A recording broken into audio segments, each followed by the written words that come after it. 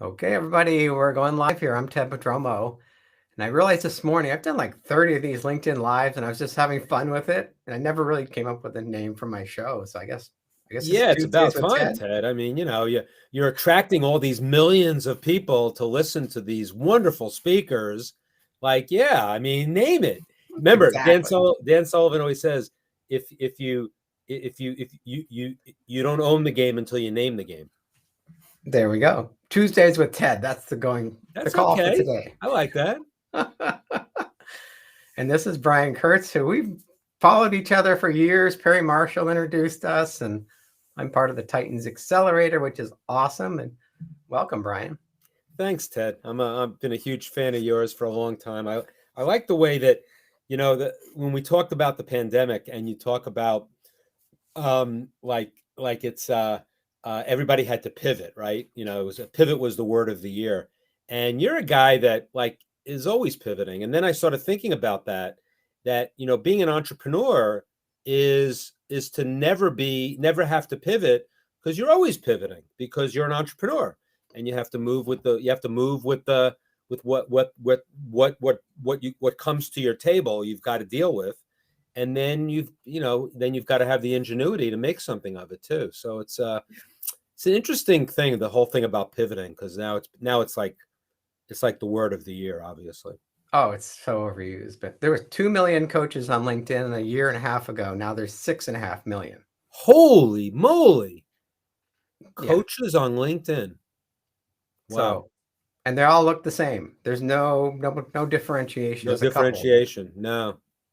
yeah, It's yeah, sameness is so boring. And yeah, but it's hard, for people who, I mean, if I started out my career assuming that I had no original ideas. I'm not saying that to put myself down. I'm not saying that to be self-deprecating, but if you start there, you're in so much better shape, because then you're not going to fall in love with an idea you have and assume you invented it. And that's the worst, because when you find out that it's been invented and reinvented 150 times in the last year, then what are you going to do with that? So if you start with, I've never invented anything, but I'm able to put my story on something, or I'm able to put my spin on it. And so I use the example, like in my book, Over Deliver, I talk about I have a chapter on list selection and RFM. RFM is recency, frequency, monetary. It's a basic standard way to look at audiences and consumer behavior. hmm And so if you didn't know what RFM was and you came to my book, you'd think I might have invented it. Well, I didn't. But if you came to my book and knew what it was, but didn't understand it or didn't have a good sense of it, then my stories about what RFM is and how it applies to the businesses that I've been in, then I've done my job, because now I've given you access to something that you didn't know before. And that's just as good as inventing it in a way. And yeah, so I just think it's a healthier, for me anyway, it's much healthier to not believe your press clippings, not to have delusions of grandeur that you invent everything first, but start humble and work your way up. And it's I don't know, it's served me very well over the years. yeah. I think people think they have to come and make a big splash in the market, and like, well, okay, there's like 50 other people doing what you're doing. So how are you doing Exactly. it? In fact, on that, we had a call today with it was Breakthrough Advertising boot camp, which we're doing, going through the book Breakthrough Advertising by Gene Schwartz. And it's interesting when people look at what the market is they're going after. They're just usually so broad, and the idea of starting as narrow as possible and working your way out, as opposed to starting broad and trying to find something in there. It's so much tougher to go broad to narrow than start narrow to broad. Yeah, I got certified as a coach like 20 years ago, and they said I want to be a coach. I didn't have Yeah, any niche or any focus, and it's how I failed miserably as a coach. right, right. So I learned how to market. And Beth just posted a copy of the cheat sheet. Thank you for that, Beth. And if you have any questions too, Brian says he'll do a Stump the Brian section of this Oh, call too. Melody Grant says the link in the email is broken. Oh, wow. Okay. Oh, I guess the one I sent out. So much for cut and paste. Yeah. So you talk about relationships. We were just talking about that. And My approach to LinkedIn is build relationships. exactly. Don't sell. And you did a presentation for Titans Accelerator, the mastermind that you're in with me, and you talked about how people introduce themselves on LinkedIn, and how many more people go the wrong way than the right way. And I call it, I call it, the ones that you showed, which were the most egregious uses of LinkedIn and trying to get into somebody's kitchen, so to speak, were all about what I call the ask from nowhere. I've written about this. And, the idea is when you're making a request of somebody or you're asking for something from somebody, when the ask is from somewhere and it comes from not just your heart, but from something in your relationship with that person, it's really meaningful. And when it doesn't, which, is an introduction on LinkedIn saying, hi, I'm so-and-so, and then you start laying out like the new software you're selling. I mean, that's an ask from nowhere. And that's, maybe you'll get one sale at one point in a decade, but that's not the way relationships are built. And you and I are very much in sync on this, Ted, in terms of, that, everything that you do in business is not a revenue event, Right. but everything is a relationship event. And I use that a lot because it kind of crystallizes, especially in the marketing landscape today, when online marketing is cheap. I mean, email is cheap. Everything online is cheap. And, when in chapter 3 of Over Deliver in my book, it says how paying postage made me a better marketer. And, what that's about is that it's not that everybody should do direct mail and pay postage and printing, but it's that when you have to pay postage and printing, you care about your messaging a lot more. You actually have to sell. You can't just romance people and give away a lot of freebies. Right. So because you have to sell, you can't sell with, pounding people over the head. You have to sell with content into a sales pitch. And the same is true in email, but you actually have a longer period of time to do it in email or on video in a launch, for example. Mm-hmm. So, there are so many ways to sell, and, to think that LinkedIn, just because it's there, is something that you're just going to sell immediately every time you go on. I don't know. It actually, I'm sort of more embarrassed about it than anything else. Yeah. But it's anyway. like robocalling. That's what I say. It's like, would you robocall for your business? Right. It hurts your brand. It does. I mean, if you're selling a commodity like long distance services, it may still hurt your brand, but your brand doesn't exist except in the context of being a commodity. Right. So then you might want to robocall. Then you might, but I'd say that even businesses that are commodities can create specialties out of them. And once you create a specialty from a commodity, then your messaging can be so much more powerful, so much deeper, getting into the mind and the heart of your prospect. But you can't do that just by rote. It's got to be done with some art. It's not just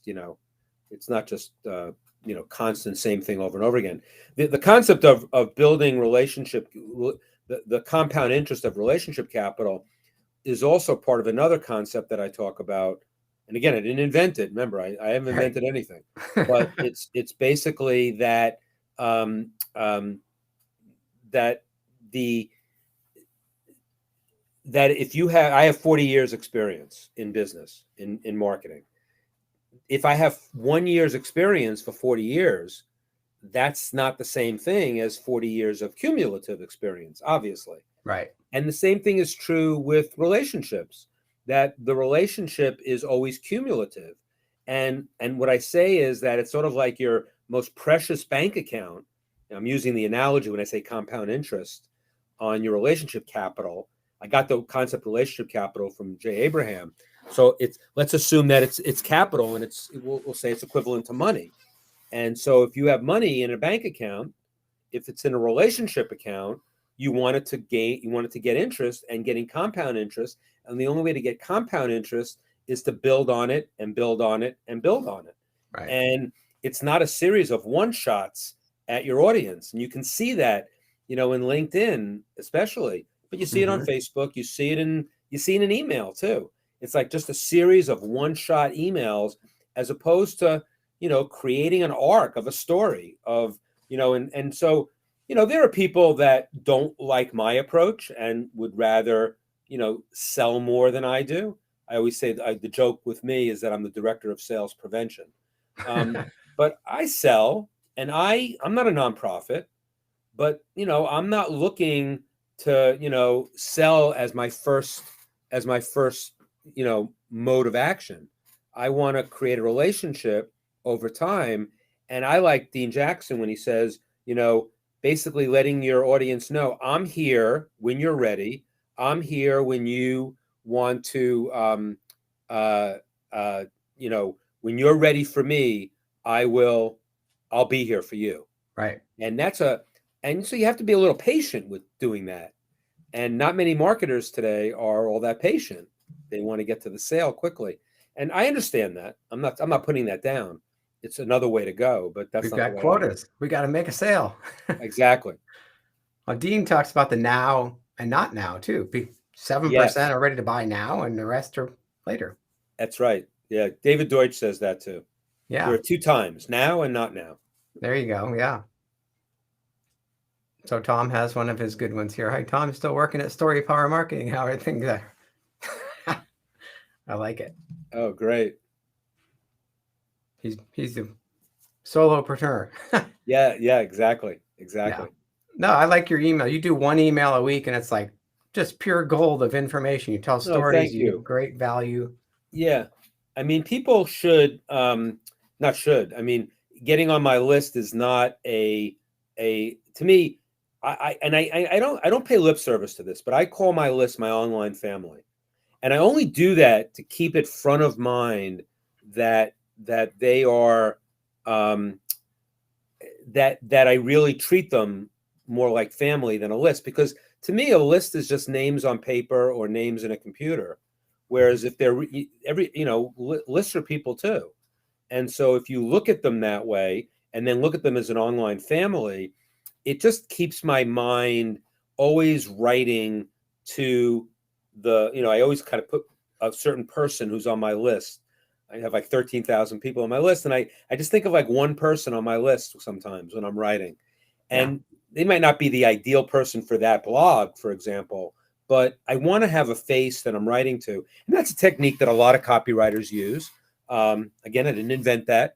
But it's a very important concept, because you're writing to a person of value, and you want to create value for them at the same time. And yeah, my blogs are, they're long. They usually tell stories. I try to teach some lessons. I try to learn some lessons from the response I ask my online family to send me, because I encourage them to share with me. Because the best thing about email is not necessarily the open rates, which are important to some degree, but it's the engagement rate. Yeah. Ben Settle did an email once, and I did it in my blog too, where I said he came up with the 12 things that are more basically that open rates are overrated. I mean, you got to get your email open, so you need a good subject line, you need a good opening paragraph, all of that. I'm not denying that, but the idea that open rates are the be all end all is really not the way to look at email. Now, you have to make sure you get deliverability, of course, but the idea is the engagement, and encourage engagement, and then respond to engagement without an autoresponder. I mean, that's something that most folks have a hard time with, because it's time consuming and they don't feel it's worth their while. But I believe that, you can, and I mix it up when someone signs up for my online family, they get an autoresponder welcoming them and tell them to whitelist my emails and all that. But then I send them an interview that I did with Perry Marshall, and then I send them an email, automated. What did you think? If they respond to the "What do you think" email, I respond with a personal email to them. So I want to interject like something for them from me that's not automated in the funnel, as it were. But it's, funnels are, if they're all going to be automated all the time, how fun is that? These are humans. Right. And I know I'm not telling anything you don't know, Ted, because, you're teaching LinkedIn at a very sophisticated level, and you wrote a book on it. But every medium has this involved. I'm just talking about email now, but it's true in LinkedIn. It's true on Facebook. Anything can be used for good or evil, obviously. And it's I try to use as much of my weekly email to spread good in the world. I think it's a huge opportunity. If you ask a question in your email, I get LinkedIn messages, and sometimes I'm interested. So I say, hey, I'd like to learn more. Silence. Like, hey, right. Your automation isn't working. Exactly. You just lost a sale. Yeah. And the thing is, the selling process is not, send them to an order page. Right. It's just, it is. In fact, as far as social media, I was on a live cast with Kim Walsh Phillips, who's a wonderful marketer out of the Kennedy School of Marketing. And she did a live cast, a series of live casts to promote her book. She wrote the book with Dan Kennedy, No BS social media marketing. And she basically had at least 30 people come on this live cast individually, asking them each one question. And the question was, what do you use social media for in your marketing? And everybody had a different answer. And I didn't think about it before I got on with her, because I didn't know what the question was. But then when I saw what the question was, what came out of my mouth was, I use social media to get people to subscribe to my list, which means I get them to come into my online family, and then I romance them. That was my answer. And by romancing them, it's to give them, quality content. If they don't think it's quality, they're going to unsubscribe anyway. So it's quality is in the eyes of the beholder. I'm trying to give them stuff that they can use if they are, someone who's interested in direct marketing, interested in multi-channel direct marketing, whatever, my thing is. Right. And then I want to move them along, romance them into, I don't do affiliates, which is an advantage in this model. Whereas I'll offer something from somebody that I'm not taking a piece of, but I'm recommending it because it's great. Yeah. And you can recommend stuff that's great and still take a piece. I understand that. Yes, I understand how affiliates work. I just don't do them. And the ones that I have done, I basically have done them in the spirit of using my share to either give them a bigger discount on the offer. I did that with Accelerator. I offered the people in Titans Accelerator in my mastermind a copywriting course from a great guy, Stefan Georgi. They would subscribe to, they buy the Stefan Georgi product, and my affiliate commission became a discount on their renewal in Titans Accelerator. So I paid it back in the money that I got. And even that, it's always paying it forward for me. And I'd rather keep people in my mastermind group longer and people on my list longer than getting a one-hit wonder of cash. Yeah. That's just my personal model. And I'm not saying it's right or wrong. I'm just saying it works for me and it's congruent with what I do and who I am. And you were talking about that last week on the Titans Accelerator call, how we've attracted this community of givers. Because that's what you are. You're a giver, and everybody in that community is a giver. It seems that way, doesn't it? It's like Dan Sullivan of Strategic Coach has a concept that it's like who you're looking for is you. And it's not that sounds like an egocentric thing. It's like, I want a bunch of people just like me in my group so I can love them and they'll love me. It's not that. Who you're looking for is you is about, and I have this exercise that I've done with the accelerators, and I did it in a launch too, where basically you're in the middle of the, it's like you have all these people orbiting around you, right? Right. And so you take a circle and you put your name in that, and then you put 8 circles around your circle. That's you, and you put down 8 people in those other circles that you admire greatly, that you look up to. They could be dead or alive, but people that you admire greatly. And then under each one, you put down, this is a short version of this exercise Sure. that we did in Accelerator, but it's a really good exercise, because then you put underneath each of the people in each of those circles, what is the attribute that makes you look up to them, that makes you want to be more like them? And each one of them, you come up with one word. So with one of them, it could be humility. With one person, it could be marketing smarts. With one person, it could be, writer, whatever. And reader, someone who's a voracious reader, and you admire that, and that's why they're so smart. And and then you have 8 characteristics that you want in your personality. Yeah. But you're already attracted to them, because you've been attracting them to you all these years. Because if you look up to them and they look up to you, you have a mutual admiration society, which is good. But it's about the values that each of those 8 people have. And then the next step is you rate each person on that characteristic.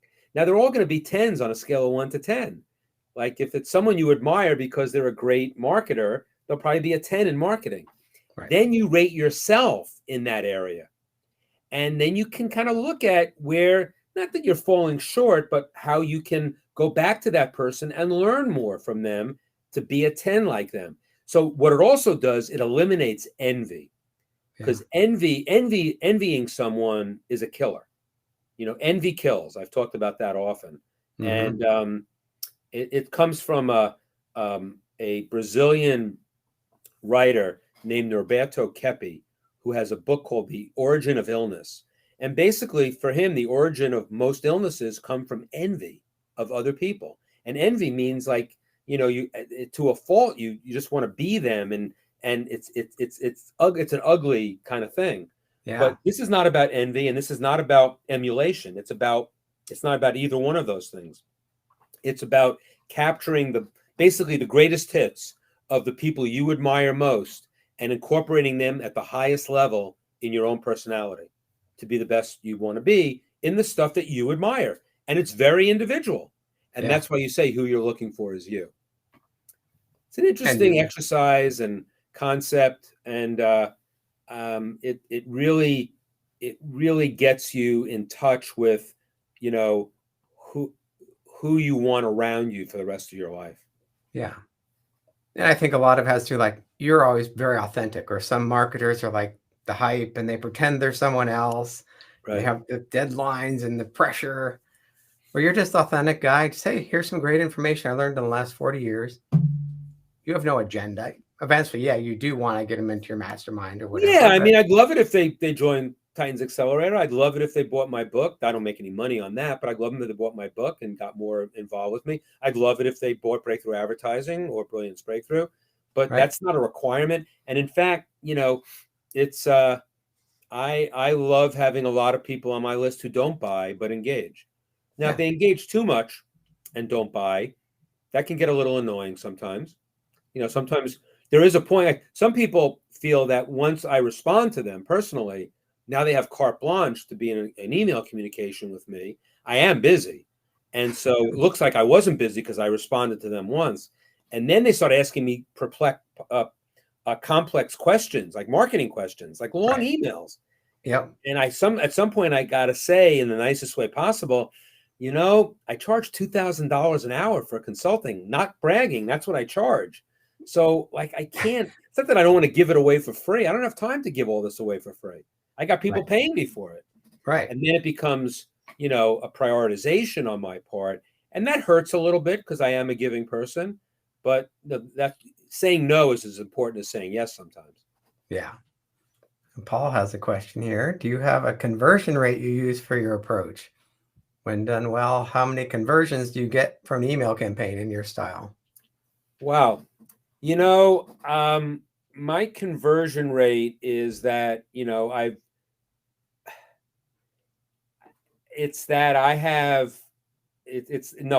answer is no. I don't have like an 8% to, or I don't have like, it's not a percentage. It's not anything in particular, but what it is is my conversion rate is that I'm converting on genius, other people's genius. I'm converting. It sounds corny, but I'm converting on a bunch of other things too. I'm converting on deep and meaningful friendships. I'm converting, and you can't put a price on that. And the percentage actually doesn't matter, because if I looked at the percentage of the people I blog to, we'll say 13,000 people a week, how many have I converted into my audience? Well, I could say that I've sold, 2,000 to 3,000 copies of breakthrough advertising, or that I have 250 people in Titans Accelerator, or I have 30 of the best direct marketing companies in my Titans Mastermind. So then my conversion rate could be 30 over 13,000, or 250 over 13,000, or 3,000 over 13,000 for each thing. Right. The overall conversion rate, though, is about I guess my influence on the community as a whole. I mean, I'm really trying to answer this question without knowing that I can answer it. So I thank you for that, Paul, for stumping me in a way. But it really is a conversion on the genius of my audience and my genius combining. And so, but if I look at, let's say if I wanted to look at one thing, let's say my list has been around 10,000 for 3 or 4 years at least. So if I look at, 2,000 copies of breakthrough advertising on 10,000, that's a pretty good conversion rate at $125 a book. Now, books come in from other places too. So I can't even do it by medium. I can't even do it by email versus Facebook versus, word of mouth and referrals and all of that. So it's hard. But I will say this, Paul, to ultimately answer your question. I've been in the business for 40 plus years. I have a relationship capital account that is not, I'm not saying I have to admire it, but a lot of people admire it, and people with some chops. I'm talking about people like Jay Abraham. He comes to me to get people who I have relationship capital with to learn more from him. And he once told me that I have one of the best relationship capital accounts of anybody in direct marketing. Yeah. I tend to believe Jay Abraham when he tells me something like that. Dan Kennedy didn't come out and say that, because he doesn't say stuff like that. But Dan Kennedy said to me, something about, you're always like, I forget the word he used, but it was like, it wasn't networking, but you're always saying hi and being with their people and this and that. And he says, I don't like doing that. You're good at that.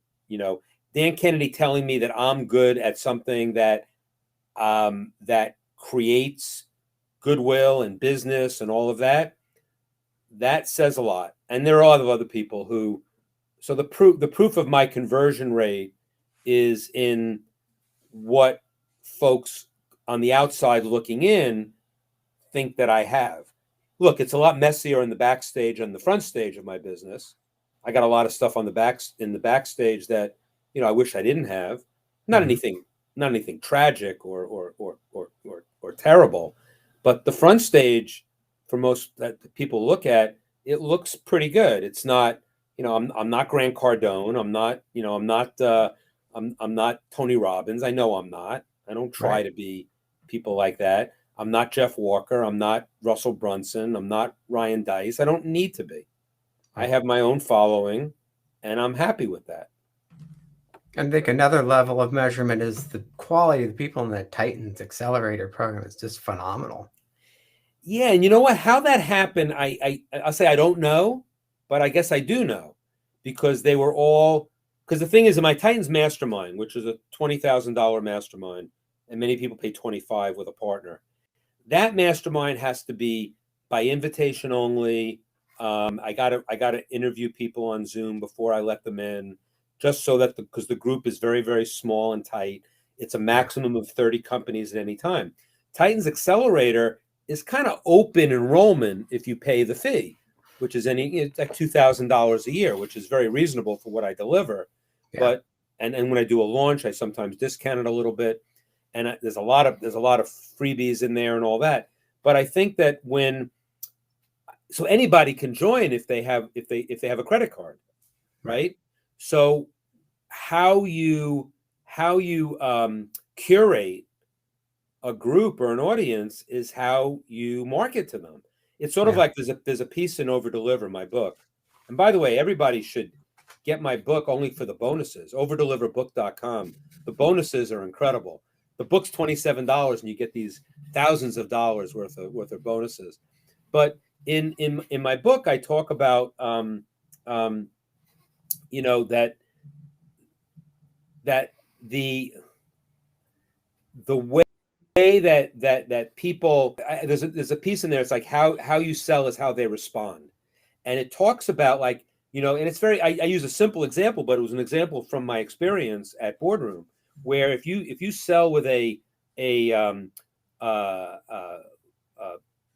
scarce copy approach, or a sweepstakes, or a contest, or a faux survey with not a lot of copy selling the product, what you get is a lot of tire kickers and people who are not wedded to the product. And how you sell is how they respond.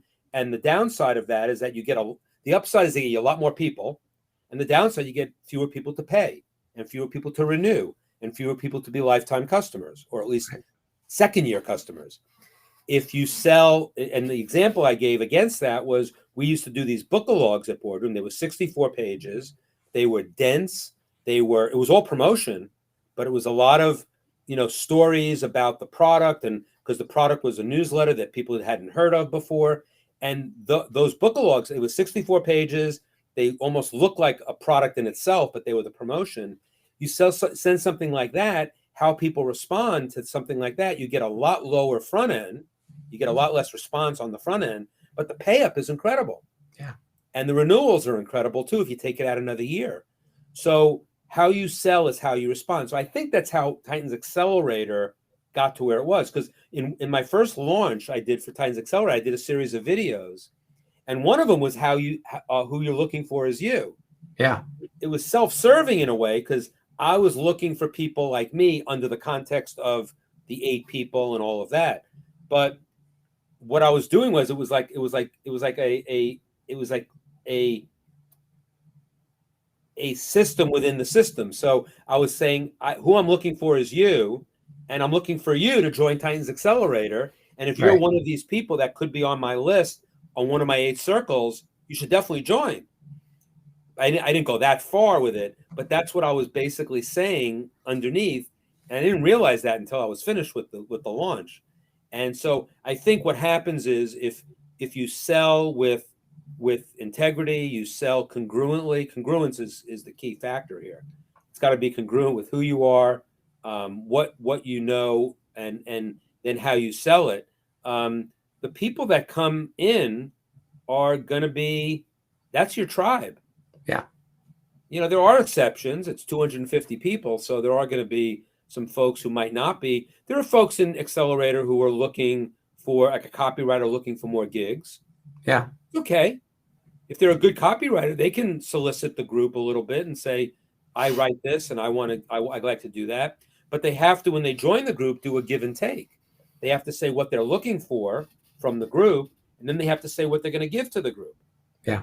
And a lot of people like yourself, Ted, you did a Titan Spotlight in the group, and you gave of yourself with content as a speaker, because you have an expertise that you could share with the group. So you have to, you got to give and take, and you got to give first. I always say that in Over Deliver, when I talk about, in fact, I opened chapter 10, the last chapter, which is playing the long game. And the first thing I said is I hate the word networking. I just hate the word networking, because it for me, it has a connotation of, just being a glad hander and just meeting the most people, having the most Facebook friends, having the most people on LinkedIn, and all of that. Yeah. But frankly, I replace networking with what I call contributing to connect. You have to contribute first to really connect with people. And it's a subtle difference, but it's an important difference, because you have to contribute first. And then I go into my 100-0 concept, which you have to contribute 100% of yourself immediately in the relationship to get anything out of it. Yeah. And you can't be looking for something out of it either. Because if you don't get anything, you don't shun the relationship. You might not spend as much time in that relationship long term, but you're not going to basically, because no one gave you anything because you contributed to them, is not a reason to shun them forever either. Yeah. But you know what? This is one where the conversion rate is a little low. It's a little low. You're not going to get 50-50 on everything that you do. You're not maybe not even going to get 20% of everything you do. But what you get is gold. It's all gold. It's all like solid gold. Right. So, you know, I say in the book, I say I've never given, and this is all related to relationship capital. I've never gone into a relationship saying, okay, I'm going to meet you halfway, or we're going to go 50-50. I have had 50-50 deals. I have had relationships that were based on that, and that's matching. That's not real giving. That's matching.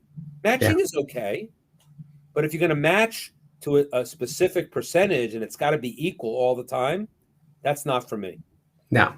I believe in Robert Cialdini's definition of reciprocation, and I even keep a card in my wallet, which is it's a neat little card, which is the principles of ethical influence. His basically it's his six basics of ethical influence, and number one is reciprocation. Reciprocation in the launch world and in the affiliate world is not his definition of reciprocation. Mm-hmm. Reciprocation is 50-50 in the launch world. If you got this many leads, I got less, you got to do another mailing to make sure we have the same leads or something like that. Right.